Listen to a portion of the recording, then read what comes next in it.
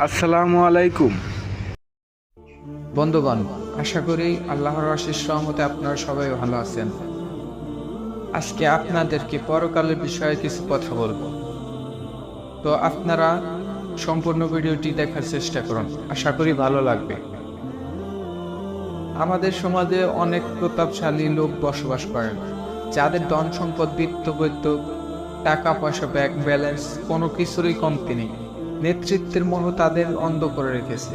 তাদের অন্ধকারে সদ্য বিশালতালিকার মতোই সূচ্য। তারা কোনো কিছু পরোয়া করে না, কাউকে মানতেও চায় না। তারা মনে করে আমরা যা চাই তাই হবে, আমাদের ইচ্ছার বিরুদ্ধে কেউ কিছু করতে পারবে না। তারা মৃত্যুর কথা স্মরণ করে না, আখিরাতকে প্রায় ভুলেই বসেছে। হাসরের কঠিন ময়দানে আল্লাহর সামনে দণ্ডাময় হয়ে গোটা জীবনের পঙ্খাপঙ্খ হিসেবে দিতে হবে, এ কথা বাবার ফুসরতই তাদের হয় না। কবর, হাসর ও জাহান্নামের ভয়াবহ শাস্তি থেকে বাঁচার জন্য কোনো ফিকরই তারা করে না। বেশি করে দুনিয়া কামাই ও সরদারি নেতৃত্বে লাভের প্রলোভীরা তাদেরকে এতটাই আচ্ছন্ন করে রেখেছে যে ঈদ ও জুমার নামাজ ছাড়া অন্য কোনো নামাজ পড়ার সুযোগই তারা পায় না। আল্লাহ মাফ করুক, কোনো লোক তো এমনও আছে যারা জুমার নামাজেও হাজির হয় না। অথচ একজন মুসলমানের জন্য এর চেয়ে দুঃখজনক কথা আর কি হতে পারে যে সে কমপক্ষে 5 ওয়াক্ত নামাজও পড়বে না, জুমার নামাজে যাওয়ার আর সুযোগও হবে না। তাকে আল্লাহ পাক যে উদ্দেশ্যে তো দুনিয়াতে পাঠিয়েছেন সে কথা সে বেমালুম ভুলে যাবে। আয়রে মুসলমান, আর কতকাল ঘুমিয়ে থাকবে তুমি? তোমার কি এখনো তোমার প্রতিপালককে চেনার সুযোগ হয়নি? তোমার কি এখনো পরকালের জন্য তৈরি নেওয়ার সময় আসেনি? তুমি কি একটুও খেয়াল করেছো প্রতিদিন তোমার সামনে কত লোক দুনিয়া ছেড়ে চলে যাচ্ছে? তুমি কি মনে করেছো এসব লাশকে কবরে দাফন করার দ্বারাই সবকিছু শেষ হয়ে যায়? না, বাস্তবতা মোটেই এমন নয়। এসব লাশকে কবরে রাখার সাথে সাথে মন কান্নাকে ফেরেশতা জিজ্ঞাসাবাদ শুরু করে। যদি যদি তারা আপন জীবনকে আল্লাহ ও তদীয় রাসূল সাল্লাল্লাহু আলাইহি ওয়াসাল্লামের মর্জি মোতাবেক পরিচালনা করে এসে থাকে, তবে তো তাদের কোনো চিন্তা নেই। প্রত্যেকটি প্রশ্নের উত্তর তারা সুন্দর করে দিয়ে ফেলবে। ফলে তৎক্ষণাৎ তাদের জন্য এমন সব নিয়ামত ও আরামের ব্যবস্থা করা হবে যা দুনিয়ার মানুষ কল্পনাও করতে পারবে না। পক্ষান্তরে তারা যদি নিজের মন মতো জীবনযাপন করে থাকে, আল্লাহ ও আল্লাহর রাসূলের তরিকা মতো না চলে থাকে, তবে তাদের অবস্থা হবে বড়ই করুণ।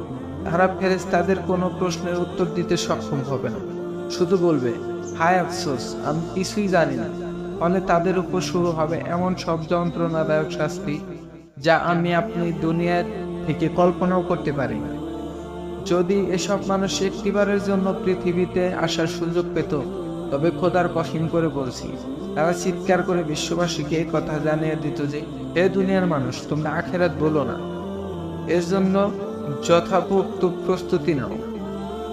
বিতাড়িত শয়তান আর প্রবৃত্তির ধোঁকায় পড়ে দুনিয়া ও দুনিয়ার বিভিন্ন জিনিসের পেছনে লেগে যেও না। দিনদার হও, তাকওয়া অর্জন করো, বেশি বেশি করে নেক আমল করো, আখিরাতের পুঁজি সংগ্রহ করো। প্রিয় ভাই বোনেরা, এজন্য হুঁশিয়ারি হন, সাবধান হয়ে যান, এখনো সময় আছে। অতীতের সমস্ত ভুলের জন্য আল্লাহর কাছে ক্ষমা চান। মনে রাখবেন, আজরাইল আলাইহিস সালাম এসে গেলে শুধু আফসোসই করতে পারবেন, কিন্তু কোনো কাজ হবে না। আপনি কোনো ধরনের অন্যায় কাজে লিপ্ত আছেন তা আপনি ভালো করেই জানেন। যদি ঘুষ খাওয়ার অভ্যাস থাকে তবে তা ছেড়ে দিন। সুদ খাওয়ার অভ্যাস থাকলে আজ থেকে তা পরিত্যাগ করুন। মানুষকে ধোঁকা দেওয়া ও ঠকানোর মনোভাব থাকলে এখনই তওবা করে তাদের উপকার করার জন্য সন্তুষ্ট হন। মিথ্যা বলবেন না, ঝগড়া করবেন না, ইসলামের বিধিবিধান মানতে অবহেলা করবেন না, সম্মান লাভের জন্য সম্পদ আর নেতৃত্বের পেছনে দৌড়াবেন না। স্মরণ রাখবেন, ইজ্জত সমান আল্লাহর হাতে। যারা আল্লাহ পাকের কথা মতো চলবে তাদের অবশ্যই তিনি সম্মানিত করবেন, এমন সম্মান দেবেন যা আপনি কল্পনাও করতে পারবেন না। এটা আল্লাহর ওয়াদা। প্রিয় বন্ধুগণ, কথা একটু দীর্ঘ হয়ে গেল, আবেগের বশবর্তী হয়ে হয়তো একটু বেশি বলে ফেলেছি।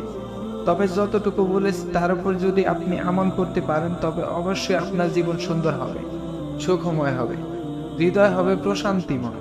এবার আসুন আমরা উপরোক্ত কথাগুলোর সমর্থনে সামঞ্জস্যপূর্ণ একটি শিক্ষণীয় ঘটনা শ্রবণ করে তা থেকে শিক্ষা গ্রহণ করি। এক দেশে ছিল এক প্রভাবশালী বাদশা, তার অহংকার ছিল আকাশচুম্বী।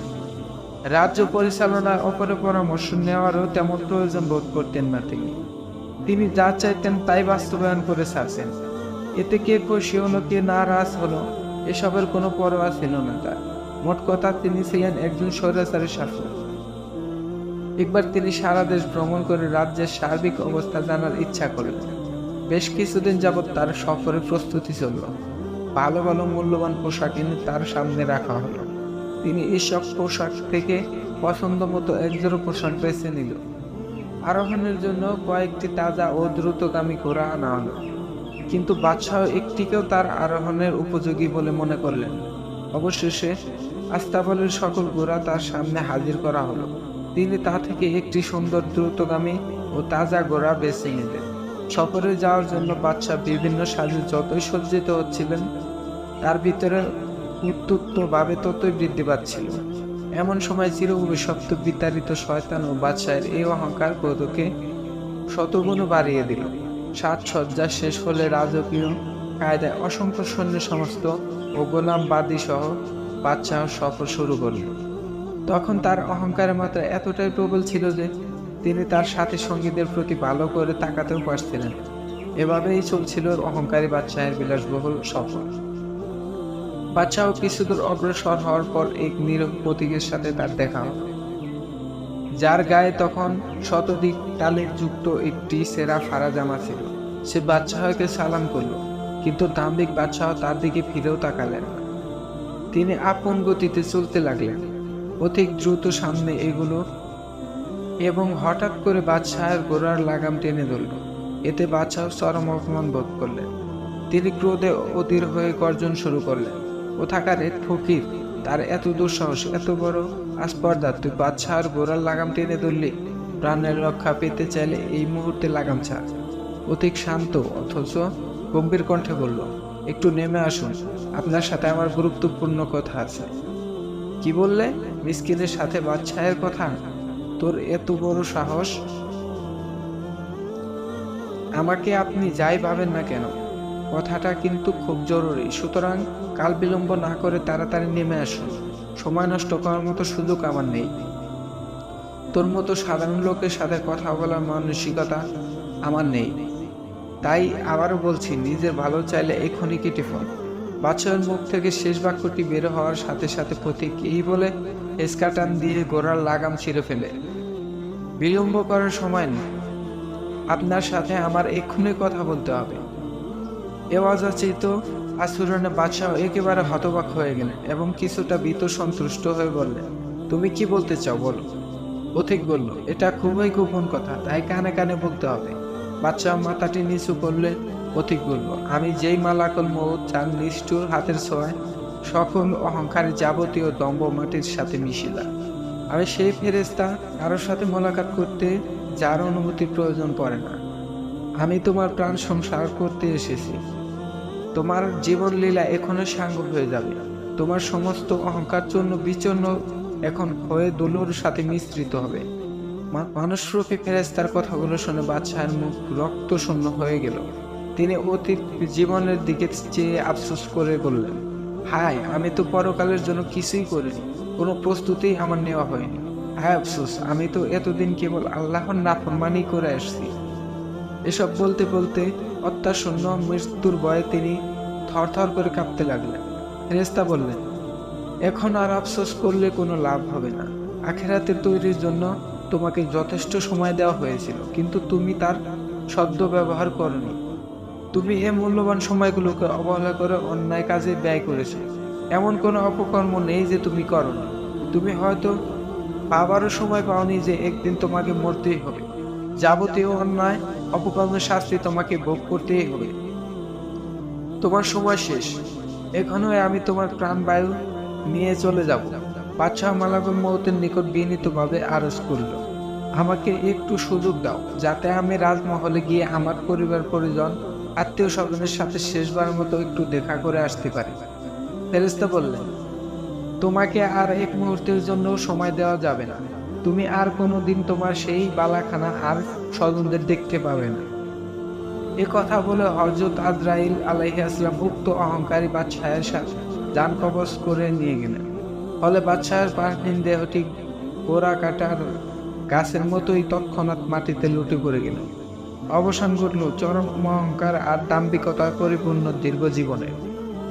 আল্লাহ পাক আমাদের সবাইকে এই ঘটনা থেকে শিক্ষা নিয়ে আজ নয়, বরং এই মুহূর্ত থেকে পরকালের জন্য তৈরি নেওয়ার তৌফিক নসিব করুন।